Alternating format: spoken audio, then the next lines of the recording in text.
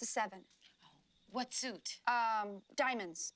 No, wait, hearts. Oh my God, 7 of hearts, you're right. Hey, Ash, I guessed the card right. Yeah, truly amazing, Linda. I don't know, but I think it's really some sort of extra sense or something, you know, like ESP. Okay, try this. Okay, it's a 7. I don't believe it. Of spades. Queen of spades. 4 of hearts. 8 of spades. 2 of spades. Jack of diamonds. Jack of clubs. Why have you disturbed our sleep? Awakened us from our ancient slumber. You will die! Like the others before you. One by one we will take you.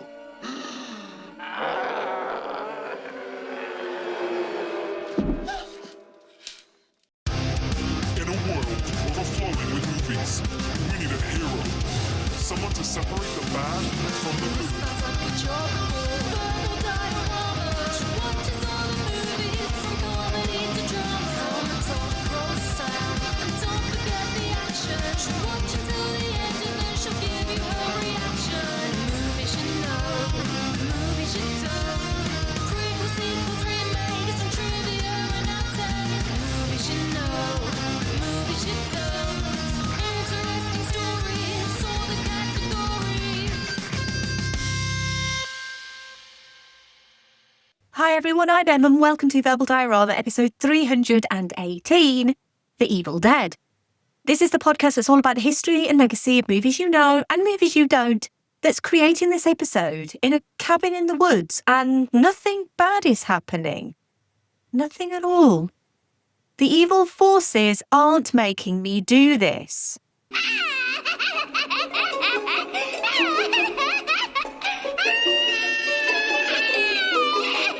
As always, a huge hi and welcome to Verbal Diorama.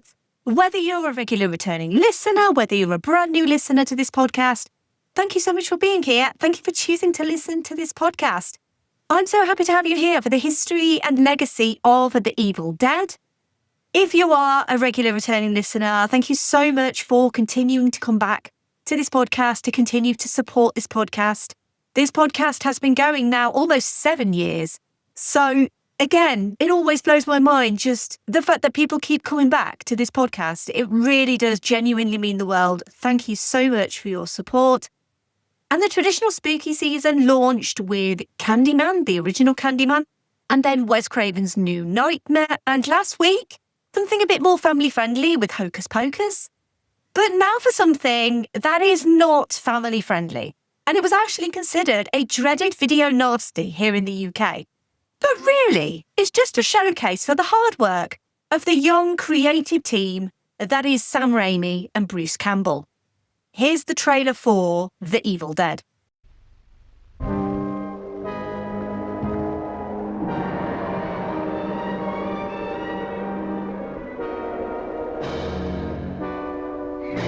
it was the woods themselves.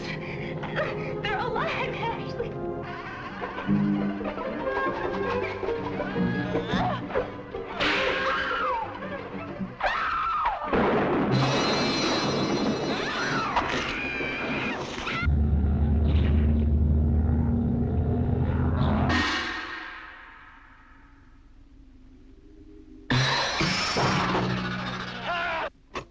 I fear that the only way to stop those possessed by the spirits of the book is through the act of bodily dismemberment.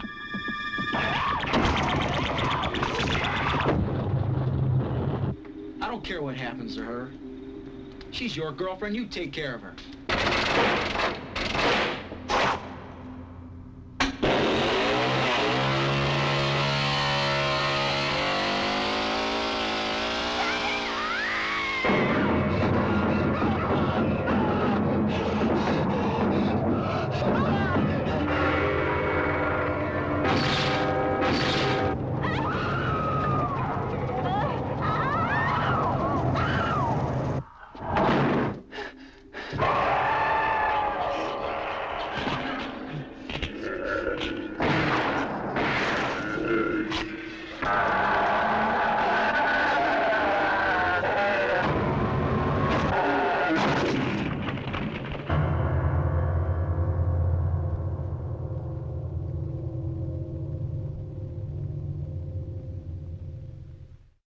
Ash, Cheryl, Scott, Linda, and Shelley are 5 college students who take time off to spend a peaceful vacation in a remote cabin.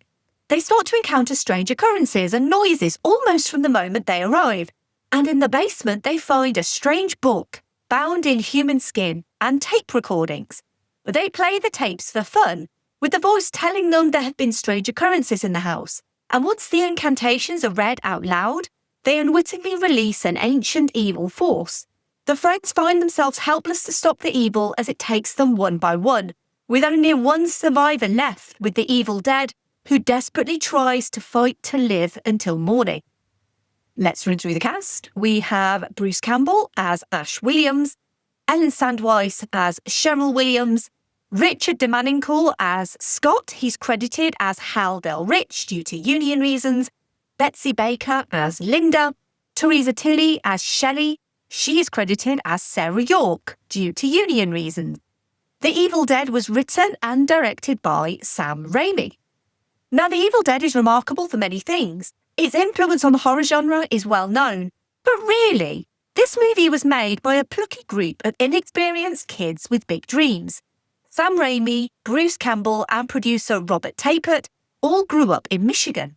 Raimi and Campbell were friends in high school, and Tapert was roommates with Raimi's brother Ivan in college. Raimi and Campbell spent their high school days shooting super low-budget flicks on Super 8, movies like Clockwork and It's Murder, filmed while dreaming of mounting their own feature-length movie productions. Inspired by a suspenseful scene in It's Murder, they decided to make a horror film and decided to create a horror prototype short film that they could show to investors to encourage them to finance a full-length feature. That short film was Within the Woods, and Raimi cast his friend Campbell as the main protagonist, along with his other friend, Ellen Sandweiss. The plot is quite similar to what would eventually come in The Evil Dead, with 4 friends in a cabin in the woods, with an unseen force stalking them, with each of them dying one by one as they each become possessed by an evil entity. Within the Woods was shot in 1978 for $1,600, and the cast and crew were exclusively friends and family. In a stark contrast to The Evil Dead, Within the Woods' main protagonist was a woman, played by Ellen Sandweiss, because you have to have your final girl. Bruce Campbell's character, then simply called Bruce, died first, and obviously then came back from the dead, possessed by evil spirits. The film was primarily shot at a farmhouse belonging to one of Raimi's friends, located in Marshall, Michigan. Raimi got in contact with a manager at a movie theatre in Detroit, and to his surprise, the manager agreed to screen Within the Woods right before a midnight showing of the Rocky Horror Picture Show. The premiere of the film received a positive reception by the audience, and the cast and crew were paid just over $10 each, all of which they donated to the American Cancer Society. Within the Woods was never commercially released, but the idea was to produce a follow-up film, a follow-up that could cost a little bit more than $1,600. That script was originally titled Book of the Dead and went through numerous rewrites inspired by the plot of Within the Woods, but also elements from Texas Chainsaw Massacre. The finished script was 66 pages long, and after the numbers were crunched, it was agreed they would need to find at least $90,000 to fund the movie. Robert Tapert's father contacted Detroit lawyer Philip A. Gillis, his friend and attorney since 1949, to ask for legal advice on raising the amount of money needed. Gillis and Charlie Bosler, a certified public accountant, advised Raimi, Campbell and Tapert to form Renaissance Pictures as a limited partnership and drew up a legal offering which basically set out what an investor in the picture owned on a given investment and the risks, rights and responsibilities between the partners and investors. They planned to sell 15 shares in the movie at $10,000 each. The money went into an escrow account, which couldn't be accessed until they had sold at least 9 of the shares.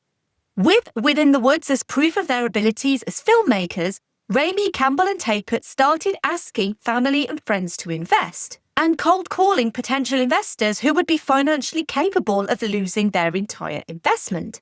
Even their lawyer Philip Gillis bought an additional share and a half out of his own pocket. A couple of months later, nearing their summer 1979 investment deadline, they still only had $85,000 in their escrow account, not even reaching the $90,000 minimum budget. They planned to start filming in the winter of 1979, and winter was coming. Luckily, they were allowed to start filming with the $85,000 that they had. Originally, they wanted to film Book of the Dead in Super 8 and then enlarge it to 35mm. Shooting in a format they were already familiar with was the cheapest option, but the test run they did and then blew up to 35mm to screen at a local theatre looked horrendous, so the idea of using Super 8 was shelved. It was Robert Tapert who convinced them they could switch to 16mm and still make it work. It made sense to have Bruce Campbell and Ellen Sandweiss return, this time as siblings Ash and Cheryl. Campbell, as a producer on the movie, was actually the only actor who stayed for the whole filming. The other roles were cast in open auditions, where they found Betsy Baker, Richard de Manincourt and Teresa Tilley. The Evil Dead would be a non-union production, meaning that SAG members Richard de Manincourt and Teresa Tilley, then going by her birth name Teresa Seyfarth, technically weren't allowed to participate, but they did under the pseudonyms Haldell Rich and Sarah York respectively. When the Screen Actors Guild found out they had done this after they finished filming the movie, both were suspended for a year and fined. Raimi's plan was originally to film in his native Michigan, but Michigan was known for its harsh winters, so they decided to travel south for a milder winter and chose the remote town of Morristown, Tennessee. Spoiler alert, the winter of 1979 in Tennessee was actually the coldest in decades. The cast and crew for this movie on location was around 13 people. That's 13. That's how scrappy and amateur this was, but it never feels scrappy and amateur. Many of the crew came from within the woods, including special makeup effects artist Tom Sullivan, cinematographer Tim Fino, Scott Spiegel and Josh Becker. In Tennessee, they moved into a 6-bedroom house 2 miles away from the cabin in November 1979, which served as combined living and production quarters. The first cabin they found fell through, but a couple of days later, a new cabin was found by location manager Gary Holt. The cabin was built in the late 1960s by T.L. Shockley and his father Ridley Shockley, and it was planned to be used as a hunting cabin. It was originally smaller than was shown on screen, just being 2 rooms with no rear extension. Gary Holt arranged the lease of the cabin to Renaissance Pictures in November of 1979, the only stipulation being they had to leave the cabin in the same condition they found it. The cabin was remote, it had no running water, no electricity, no telephone, and was covered in manure. It was perfect, basically. It had no cellar, so they cut a trapdoor in the floor and dug a 6-foot hole. The actual cellar scenes would be filmed at a farmhouse in Marshall, Michigan. The crew all worked together and installed a telephone, connected the electricity, built a porch swing, and reconfigured the layout of the cabin. The only thing they couldn't do was connect the water. During pre-production, some of the crew stayed in the cabin rather than the house 6 miles away. And let's just say it was not a particularly pleasant experience. They'd planned for 6 weeks of shooting over November and December, but the problems, injuries, and general inexperience led to it being amended to 8 weeks, then to 12. The overrunning production meant a number of the cast and crew had to leave at various points. Scenes had to be rewritten and fake Shemps were used. Fake Shemps were named after Shemp Howard of the Three Stooges, of which Raimi was a huge fan. Shemp Howard's sudden death in 1955 meant body doubles were used to finish the films he'd already started. Screen Actors Guild contracts now ban reproducing an actor's likeness unless the original actor gave permission to do so, and this was largely because of a lawsuit filed by Crispin Glover, and that was following his replacement by Jeffrey Weissman in Back to the Future Part 2. But as the actors left the Evil Dead's production, with only Bruce Campbell there for the whole shoot, they had to use crew members, including Campbell himself, Sam Raimi's brother Ted Raimi, and producer Robert Tapert, along with many others as fake Shemps. They're credited as such at the end of the movie. Without the fake Shemps, the movie could not have been finished. Filming for The Evil Dead started on the 14th of November 1979, and it was done mostly at night from 6:30 p.m. till dawn, and then people would retire back to the production house to sleep during the day. They were also given permission by the Tennessee Road Department to do whatever they wanted with a disused bridge 15 miles from the cabin. They filmed various driving shots as well as dismantled the bridge for the scene where the bridge is destroyed by the evil spirits. And while this was the sort of movie where everyone helped everyone else and worked together, it was also literal hell. It was freezing cold, even in the cabin, with a fire and space heaters, tempers frayed, and there was no money. Everyone was more or less learning on the job, which meant a lot of trial and error. Special makeup effects artist Tom Sullivan had a 6-week contract to work on the special effects and the makeup on Book of the Dead, and only had about 3 weeks to prepare. He made facial castings of Ellen Sandweiss, Teresa Tilly, Betsy Baker, and Richard de Manincourt using plaster of Paris on a Vaseline base. The process would end up removing Betsy Baker's eyelashes and made her skin red raw due to the heat of the plaster of Paris. Any actors that needed makeup or facial appliances were woken up 3 to 5 hours before the morning call, and as there was no time for making prosthetics beforehand, most of the masks were created on the actors as they continued to sleep. To save time, makeup and appliances were reused from the previous day wherever possible. They also had to wear white spherical contact lenses, which were incredibly uncomfortable and made each actor blind while using them.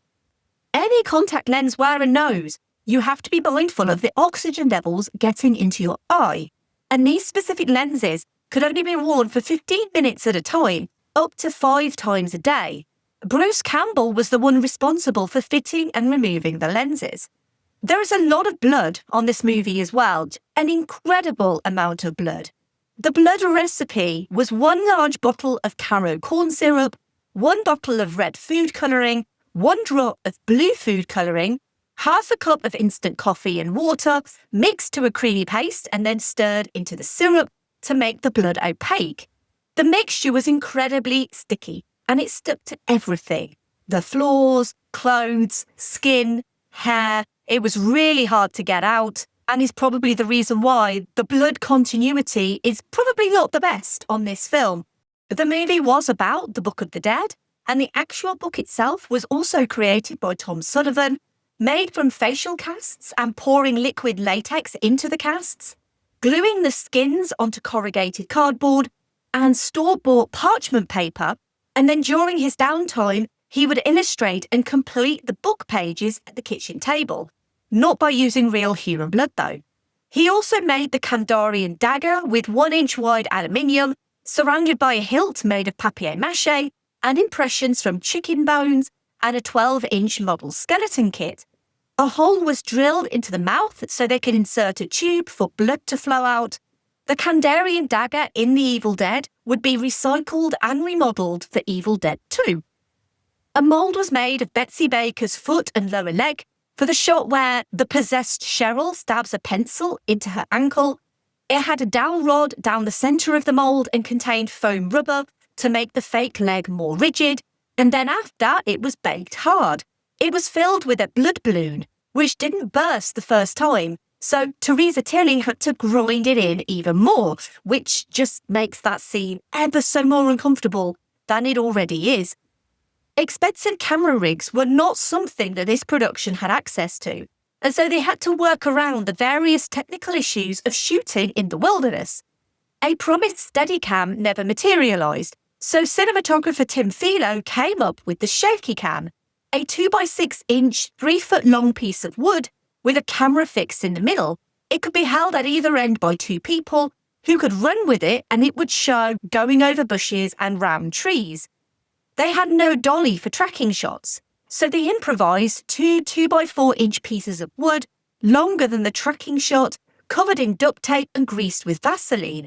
The camera was attached to an inverted U-shaped piece of wood that would track over the Vaseline piece. They also used a wheelchair with 4x8-foot plywood sheets where someone would sit sideways in the wheelchair to shoot into the woods while being pushed. And pushed was also what was happening to everyone's limits. Sam Raimi's filming methods created a lot of tension between the cast and crew. His shots were lengthy and complicated, and he admitted to enjoying torturing his actors, and he rarely stuck to the stick figure storyboards he posted on the production house fridge. The muddy road to the cabin froze over, making it impossible to reach by car. They had to carry all their equipment on foot 1/4 of a mile. That year was the coldest Tennessee winter experienced in decades. The cold weather was taking its toll on the filming as well in the cabin. The cabin was slowly falling apart, mostly due to all the caro syrup blood. The lack of running water meant a lack of hand-washing facilities, with the only source of hot water an instant coffee machine. The only break they would have was during Thanksgiving on the 22nd of November 1979, when all the cast and crew were invited to the Brock family home on Dover Road, Morristown, which was Gary Holt's mother-in-law's house. By the 23rd of December, only 5 people remained working on the movie: Sam Raimi, Bruce Campbell, Rob Tapert, Josh Becker, and David Goodman. Their lease expired on their fairly comfortable 6-bedroom production house, and so all 5 moved into the cabin. 18 to 20-hour days were the norm, and they started burning furniture to keep warm. They would finish the cabin shoot by filming for 62 hours straight to get the shots they needed. They left the cabin, destroyed as many props as they could, and filled in the trapdoor hole. They put a time capsule in it and returned to Detroit on the 27th of January 1980 with some final items to finish the shoot. But first, they needed to raise more money. They took out additional loans and had to go back to the investors for another round of cash. This was all made somewhat easier because principal photography had finished, so there was less risk of failure. The original actors were rehired, and they spent a week in Gladwin, Michigan, at the Campbell family summer cabin, 2 weeks in the Tapert family friend's farmhouse in Marshall, Michigan, for the basement scenes, as well as all the shots around the fireplace, which had been replicated there. A few days in Heartland, Michigan, on some land owned by Josh Becker's father, where the opening force POV swamp sequence was shot, and the rest of the shooting was done in the local Detroit area, including Sam Raimi's parents' house in their garden and their garage for the effect shots of Shelley's dismemberment scene, which also doubled for parts of the cabin basement.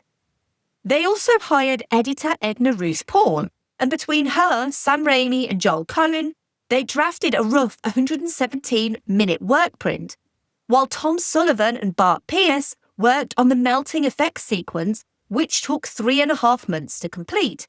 They disagreed over whether they should use stop-motion animation or live mechanical effects. Sullivan was a big fan of Ray Harryhausen, but Pierce was more in favour of real-time mechanical and fluid effects. They agreed a combination of both would create the best result. The movie was edited down to a more marketable 85 minutes, and they cut a 4-minute trailer to try and raise more money, but they also needed to pay for the 16mm to 35mm enlargement. Bruce Campbell's father would put a property he owned as collateral on a new loan to pay for the 35mm enlargement. The end of filming didn't mean the end of the story for the cabin, though. The owner, T.L. Shockley, could no longer use the area for hunting because the cabin became a local attraction. The land surrounding it, though, was full of wild animal traps, and he feared a fan getting hurt to try and find the cabin. He would catch people on the property and escort them off with an unloaded shotgun. The cabin burned down in the spring of 1982, and it was the owners who burned it down, without permission from the local county, because there were so many people coming onto the land just to see the Evil Dead cabin. The police wrote it off to kids, and it was just forgotten about. They later tore down the rest of the house, but left the old brick fireplace in the hopes of rebuilding it or using it as an outdoor fireplace during camping. The old brick chimney stack is a common sight of fans taking bricks as mementos, and the stack, as of 2021, is about 1/3 of its old height. So while it's unfortunate that you can no longer visit the Evil Dead cabin, fortunately, we can now segue into the obligatory Keanu reference of this episode. And if you're new here and you don't know what that is, it's where I try and link every movie that I'm featuring with Keanu Reeves, because Keanu Reeves is great. And in an interview with Esquire, Keanu revealed that his Matrix co-star Carrie-Anne Moss had asked him to recommend his favourite movies for her to watch. And that list of 20 movies includes classics like Seven Samurai, Raising Arizona, and Monty Python and the Holy Grail. And it also includes The Evil Dead. The Evil Dead is one of Keanu Reeves' favourite ever movies. And I'm so happy to hear that, mostly because he has excellent choice, but also I was so worried how I was going to connect him to this movie. And the power of the internet just found it for me. So finally, the team behind The Evil Dead had a completed film. And a world premiere was held at the Redford Theatre in Michigan on the 15th of October 1981. And it was as theatrical as it could have been, with wind tracks, custom tickets, and ambulances parked outside. The movie was then also screened for a paying crowd at Michigan State University. But they struggled to find a domestic distributor, and it was turned down by everyone, despite Raimi, Tappert, and Campbell visiting Hollywood studios personally in May 1981. They toured the movie around to build hype and showed it to anyone willing to watch it.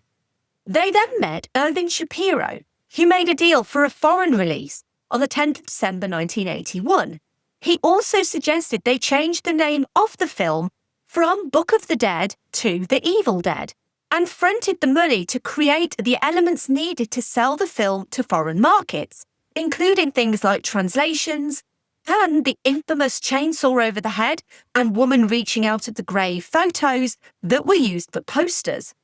Shapiro was one of the founders of the Cannes Film Festival and allowed Sam Raimi to screen the film at the 1982 Cannes Film Festival out of competition. Present at that screening was one Stephen King, and he loved the movie, saying that while watching the film at Cannes, he was registering things he'd never seen in a movie before. He became one of the film's largest supporters during the early efforts to find a distributor, eventually describing it as the most ferociously original film of the year, a quote used in the film's promotional material.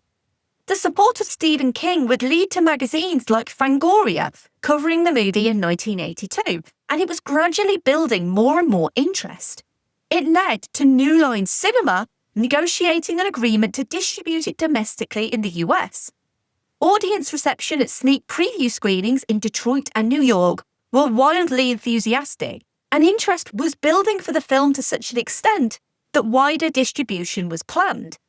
Raimi was paid enough by New Line to pay off all his investors, and New Line made the unusual decision to release The Evil Dead simultaneously into both cinemas and onto VHS, with substantial domestic promotion on the 1st of January 1981.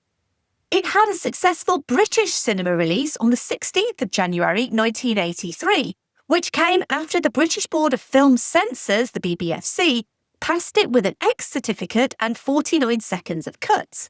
It was embraced by British audiences, where it topped the VHS charts a month after its cinema release, becoming the best-selling videotape of the year in 1983. And this was when videotapes sold at £40 to £50 each.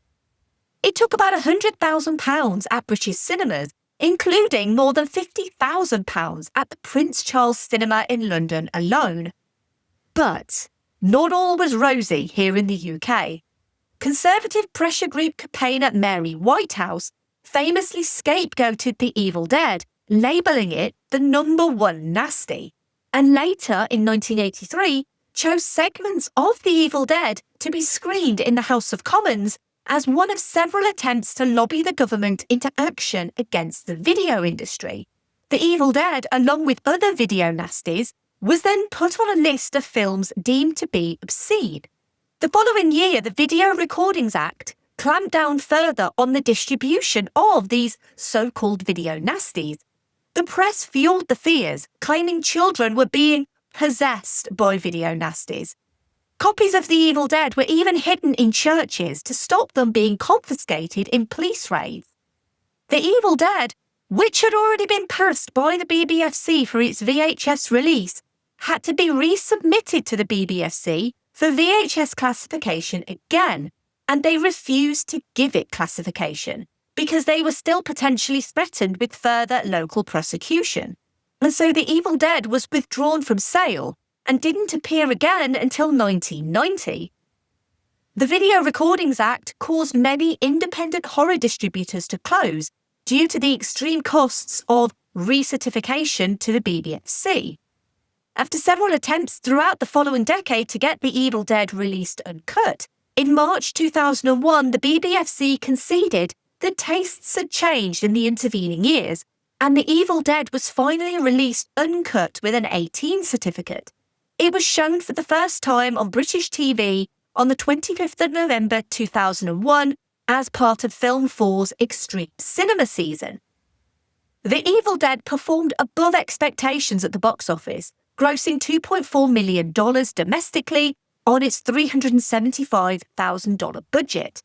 Worldwide numbers vary by source. Some say it earned $261,000 overseas, others say it earned $27 million overseas.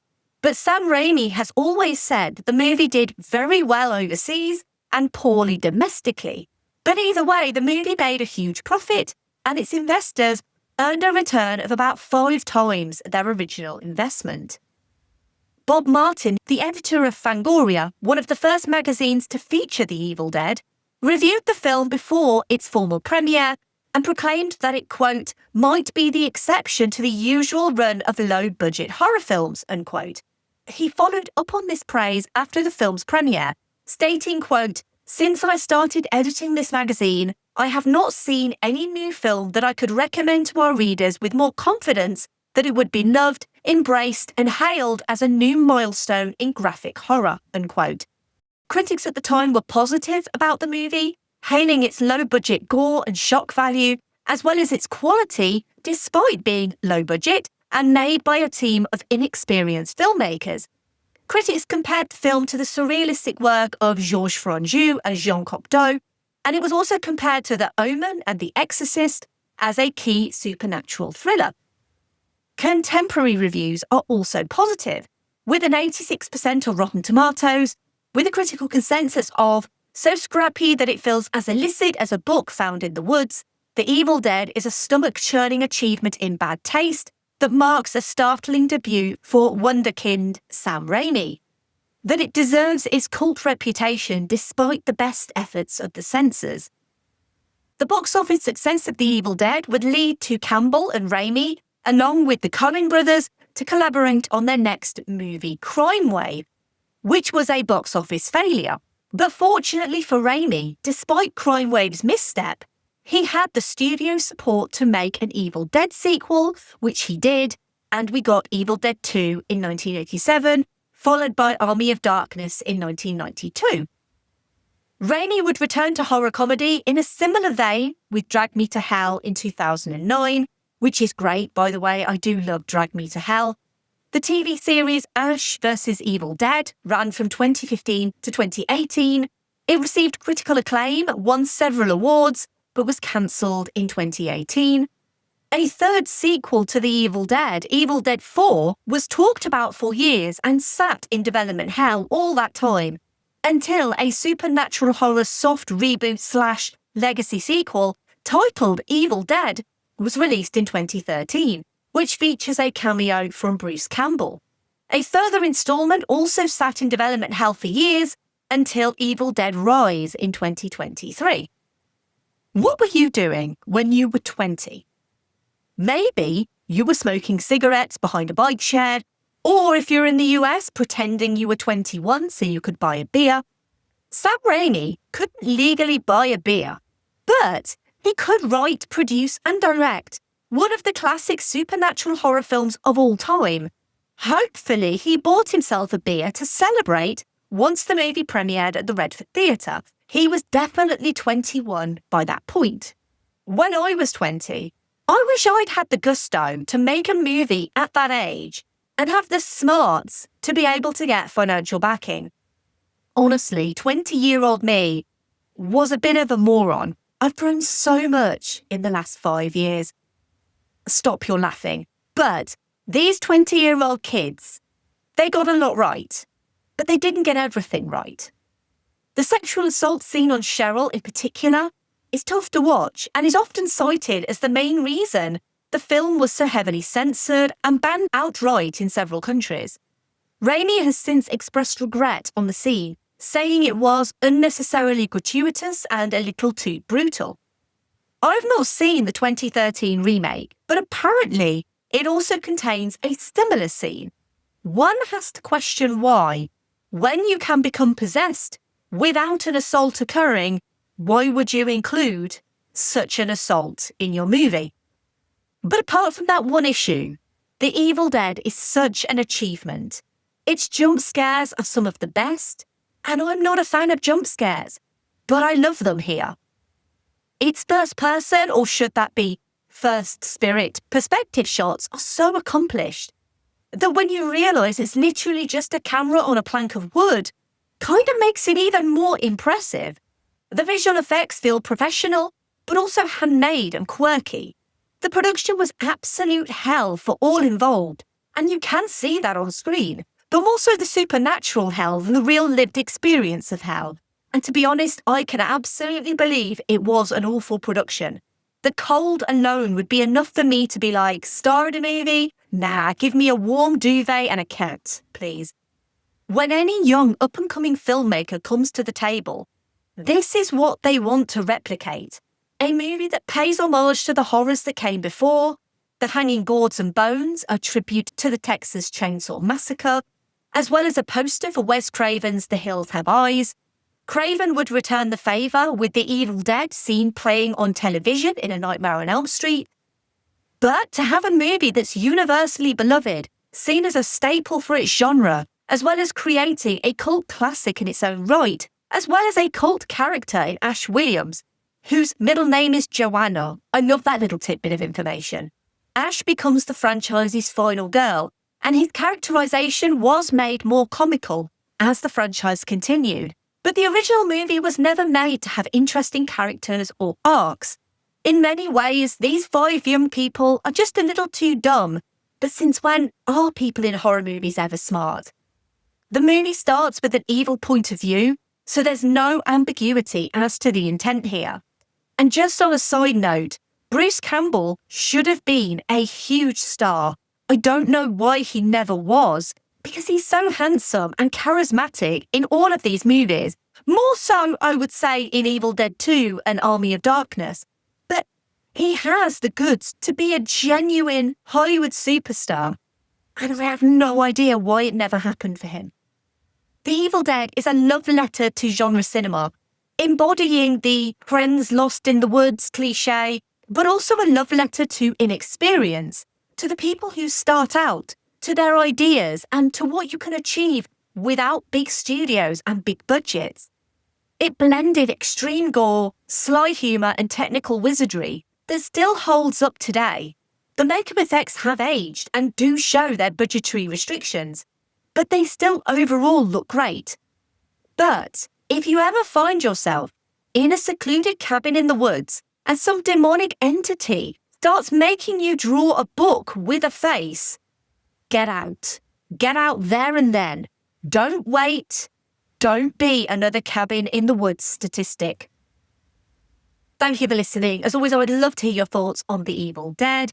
And thank you for your continued support of this podcast.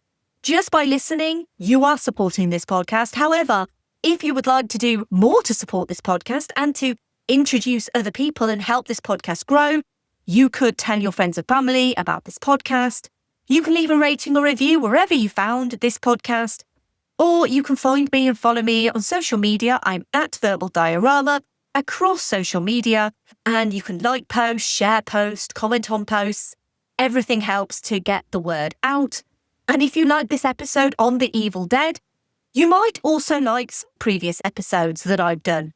I have done an episode on The Cabin in the Woods. That was all the way back, episode 7. So that was back in 2019.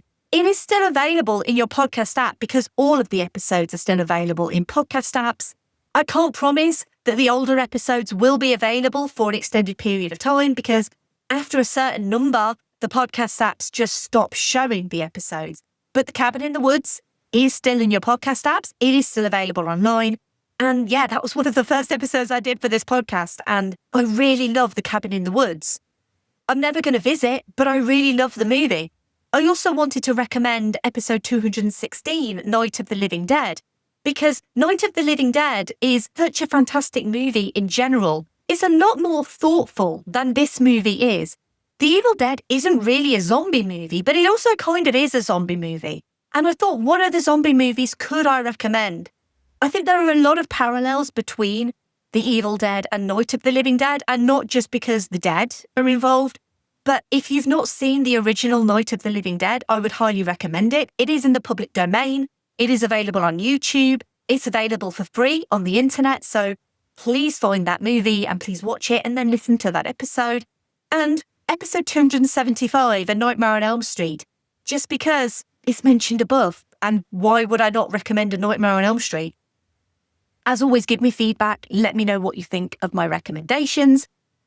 Now, truthfully, I wasn't going to do another episode in the month of October. I have never announced that I'm going to be doing another episode in October. I have never announced, not even to the patrons, that I was going to be doing an episode specifically for Halloween. But then I got thinking, and what happens when I think is I get crazy ideas and I decide that I want to do episodes when I've decided I'm not going to do an episode.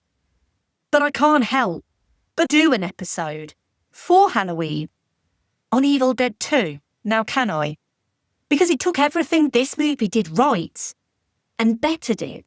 And it took everything this movie did wrong and bettered it. It's the Evil Dead movie that I saw first. It may have actually been one of the first straight horror movies I ever saw. And I love it. Genuinely, I love Evil Dead 2. So join me for a special Halloween episode on Halloween for Evil Dead 2. Because I've started the story, I might as well continue it.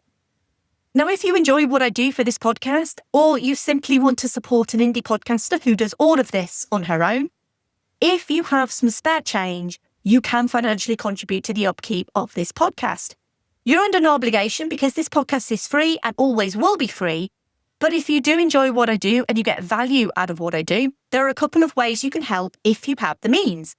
You can make a one-off donation at verbaldiorama.com/tips, or you can subscribe to the Patreon to support the show at verbaldiorama.com/Patreon. All money made goes back into this podcast by paying for software subscriptions, website hosting, or new equipment. Huge thank you to the amazing patrons of Verbal Diorama, to Simon, Laurel, Derek, Kat, Andy, Mike, Luke, Michael, Scott, Brendan, Ian, Lisa, Sam, Jack, Dave, Stuart, Nicholas, So, Kev, Heather, Danny, Stu, Brett, Philip M, Zenos, Sean, Rhino, Philip K, Adam, Elaine, Kyle, Aaron, and Connor. If you want to get in touch, you can email hellos, feedback, or suggestions to verbaldiorama@gmail.com. You can also go to the website, verbaldiorama.com. You can fill out the contact form. You can also find every single previous episode on there, and also a little bit about me and the cats that I like to snuggle under warm duvets with. But seriously, if you would like to get in touch, you would like to talk about The Evil Dead, or you'd like to talk about any previous episode of this podcast, please feel free to get in touch. Send me an email, send me a DM on social media. I would love to hear from you, and I would love to know what you're listening to. And also, if you've got some feedback or some constructive criticism, please don't be mean. But if you can think of a way that I can make this podcast better to get more people listening, please get in touch and let me know. And finally, God forgive me, Lynn.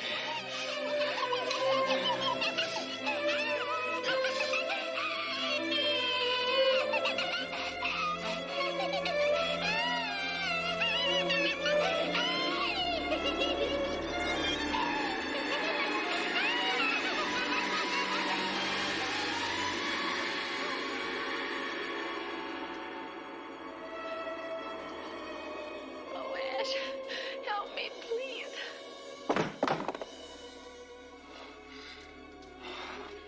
Ash, help me, please, Ash. Oh, Ash, please don't let them take me away again. Please. No, I won't. I won't, I promise. Ashley. Ashley, help me. Let me out of here. Ashley? Ash, help me. Let me out of here. I'm all right now. I'm all right now, Ashley. I'm all right. Unlock this chain and let me out.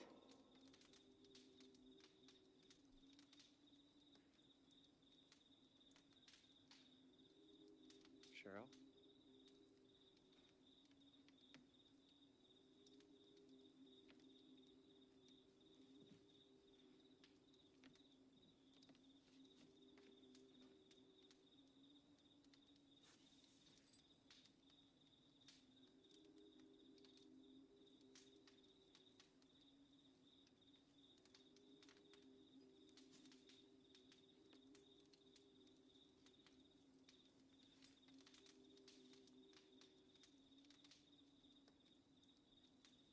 Cheryl?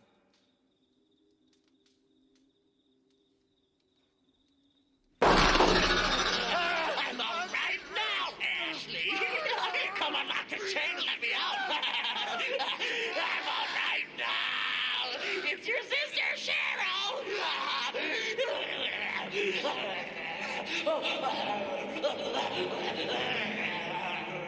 Oh, you bastards.